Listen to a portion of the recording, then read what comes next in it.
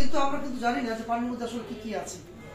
বিজ্ঞানী যারা পৃথিবীতে পানি নিয়ে যারা রিসার্চ করেছেন, যে বিজ্ঞানীরা তারা গবেষণা করে দেখলেন পানির মধ্যে একটা উপাদান আছে যেটা নাম হলো হাইড্রোজেন। কি না? হাইড্রোজেন। হাইড্রোজেনের পরিমাণটা সাধারণত নরমাল পানিতে থাকে হলো 2.5%। ঠিক আছে স্যার? জি। কিন্তু যারা পানি নিয়ে গত 30 বছর গবেষণা করেছে, তারা একটা গবেষণা করে 1600 পৃষ্ঠার একটা প্রতিবেদন জমা দিয়েছে। তাই সেখানে তারা বলছে একমাত্র জমজম কূপের পানি ডিফারেন্ট। আপনারা জমজম কূপের পানি খেয়েছেন সবাই? দেখেন জমজম কূপের পানির মধ্যে তারা দেখলো যে তার মধ্যে হাইড্রোজেনের উপস্থিতি হলো 13%। জোরে একটা করতালি। এই জমজম কূপের পানিতে 13%, এই গল্পটা যখন আমি একজন উমরায় যারা লোক নিয়ে যায়, একজন এজেন্সির মালিক, তার সাথে কথা বললাম, বলছে ডাক্তার সাহেব আপনি তো সত্যি বলছেন। কেন? কারণ হলো আমরা দেখছি মক্কা শরীফে আমরা অনেক বৃদ্ধ মানুষদেরকে নিয়ে গেছি যারা অসুস্থ দুর্বল, কিন্তু যখন হেরেম শরীফে তারা গেছেন এবং জমজমের পানি খেয়েছেন, খাওয়ার পরে দেখি সবাই খুব শক্তিশালী হয়ে গেছে। মানে তারা মক্কা শরীফে আমরা ভাবছি কিছুই করতে পারবে না, কিন্তু হাইড্রোজেনটা আসলে কি করে মূলত আমরা একটু দেখবো। এটা হলো আমাদের, দেখেন এটা হলো আমাদের দেহের সেল। মানে এই বিল্ডিংটি তৈরি হয়েছে কিন্তু লক্ষ লক্ষ ইটের উপরে, রাইট? ঠিক আমাদের মানব দেহটি তৈরি হয়েছে কোটি কোটি ট্রিলিয়ন ট্রিলিয়ন সেলের উপরে। এইগুলো হলো সেল। সেল হলো বাংলায় বলে কোষ। এই কোষগুলো মূলত আমাদের দেহের মূল মানে চালিকা শক্তি। আপনার যে ডায়াবেটিস বাড়ছে কারণ কি? মানে আপনার যে প্যানক্রিয়াসের বিটা সেলের যে কোষ, সে কোষ সে ইনসুলিন উৎপাদন করতে পারে না। তাই ইনসুলিন উৎপাদন না হওয়ার কারণে গ্লুকোজ বেড়ে গেছে, আপনার সুগার লেভেল বেড়ে গেছে। এখন কেন উৎপাদন করতে পারে না? কারণ হলো আমাদের সেলের মধ্যে একটি টক্সিন আছে যাকে বলা হয় ফ্রি রেডিক্যাল। কি বলা হয় sir? Free radical. Free radical, একে মেডিকেলের ভাষায় আরও বলে। এই ফ্রি রেডিক্যালটা মূলত করে কি? আমাদের সেলকে ধ্বংস করে ফেলে, সেলকে একদম ছিদ্র করে ফেলার মতো, মানে ধ্বংস করে ফেলে। আমি এটাকে বলি শয়তান।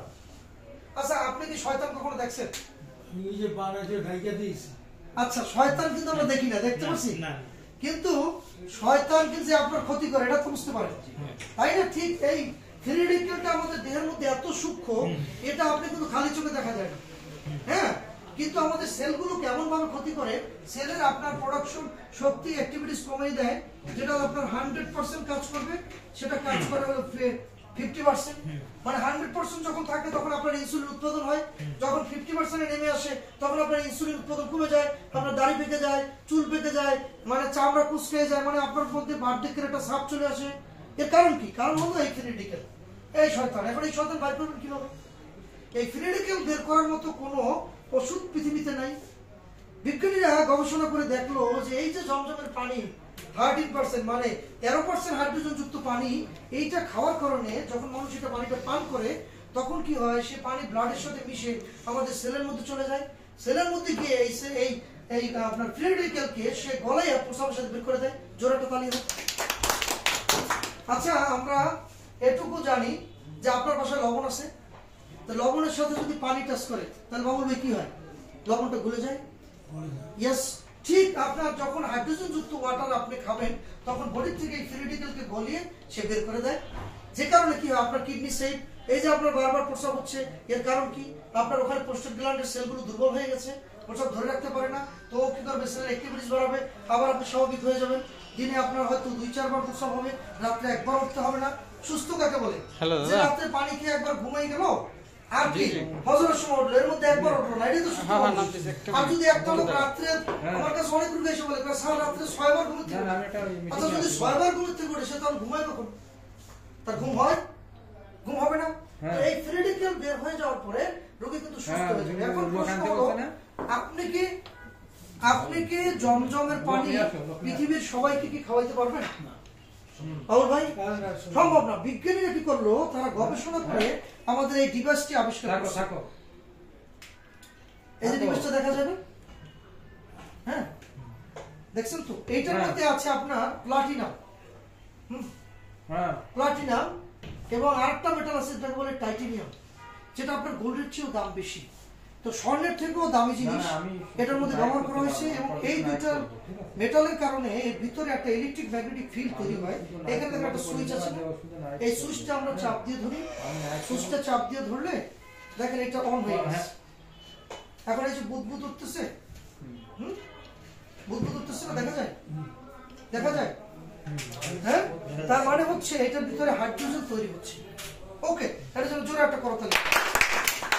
আমরা গবেষণা করে দেখেছি ল্যাবে এই পানিটাকে, যে এর মধ্যে যে পরিমাণ হাইড্রোজেন তৈরি হয় সেটা 8 থেকে আপনার 10%।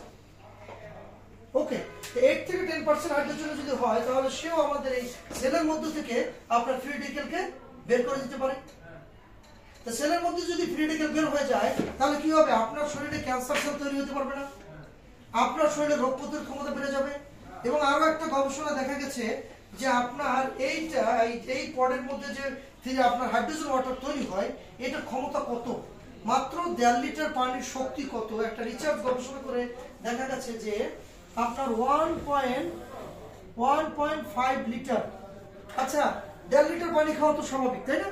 আপনি যদি 1.5 লিটার পানি প্রতিদিন খান, বাবুল ভাই, আপনাকে যদি আমি বলি যে আপনি 756টা কলা খাবেন, এটা কি সম্ভব একদিনে? হ্যাঁ। তারপরে আপনি যদি আপনাকে যদি বলি যে আপনি 516টা আপেল খাবেন, 516টা আপেল খাওয়া একদম সম্ভব? 38টা গাজর, 4টা বড় মিষ্টি কুমার, এগুলো তো সম্ভব না। এই পরিমাণ ফল খেলে আপনার যে পরিমাণ অ্যান্টি অক্সিডেন্ট তৈরি হয়, আমাদের এই 1.5 লিটার পানি যদি কেউ এই পটে খায় তাহলে সে এই পরিমাণ অ্যান্টি অক্সিডেন্ট পায়। জোরে একটা কথা, তার মানে হলো